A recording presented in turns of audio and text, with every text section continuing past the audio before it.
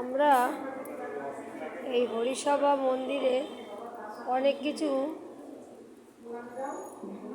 ভগবত পাঠ অনেকেই মিস করি, অর্থাৎ বাড়ির কাছে থাকলেও ভগবত জানতে পারি না, শুনতে পারি না, কারণ আমাদের কর্ম আমাদের বন্ধন করছে এবং কোন কর্ম আমাদের বন্ধন মুক্ত করবে সেটা আমাদের জানতে হবে।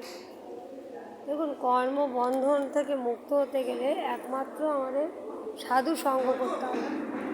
একটা কথা আছে যে বুদ্ধিমান ব্যক্তি ইশারা করলেই বুঝতে পারে, বুদ্ধিমান ব্যক্তি ইশারাই, একটা হিন্দিতে কথা আছে, ইশারাই কাফি আয়। দেখুন, এই যে জন্ম মৃত্যু যে চক্রটাই, কিছুদিন আগে একটা শিল্পী চলে গেলেন জলে ডুবে, তো কেন চলে গেল? সবাই চিন্তা করছে মৃত্যু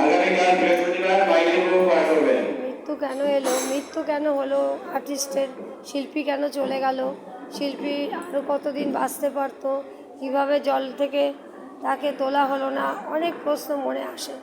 কিন্তু দেখুন, সময় হলে এই দেহ হচ্ছে আমাদের একটা কলস, আমরা গুরু নাম নিলেও জানতে পারবো যে আমরা অনিত্য, আমাদের দেহ অনিত্য, কিন্তু আমরা আত্মা নিত্য, এবং রহস্যটা আমরা জানতে সাধু সঙ্গ করতে আসি। দেখুন, ইশারা হচ্ছে, দেখুন আপনার জানতে হবে কেন দুঃখের পর দুঃখ মানুষ ভোগ করছে। কেউ সুখে নেই, দুঃখে আছে, কেউ স্ত্রী পুত্র সংসার নিয়ে দুঃখ আছে, কেউ যাও থেকেও নেই, যার অনেক টাকা তারও দুঃখ আছে, যে গরিব তারও। কিন্তু এই দুঃখ থেকে পরিত্রাণ পেতে গেলে এই দুঃখ থেকে পরিত্রাণ পেতে গেলে আমাদের বেশি বেশি করে সাধুসঙ্গ হচ্ছে সাবানের মতো।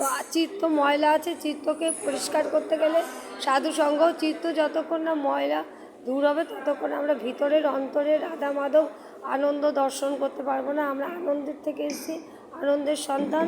তো রাধা মাধব আমাদের পিতা মাতা বন্ধু শাখা, আমরা পরিবার পরিজন নিয়ে আমরা ভুলে আছি। সুতরাং আসুন সাধুসঙ্গ করি। রাধে রাধে, হরে কৃষ্ণ কৃষ্ণ কৃষ্ণ হরে হরে, হরে রাম রাম রাম হরে হরে। এই মহামন্ত্র মহাপ্রভু দিয়ে গেছেন, এই মহাপ্রভু অন্তরের নাম করুন, অন্তরে আনন্দ পাবেন। রাধে রাধে।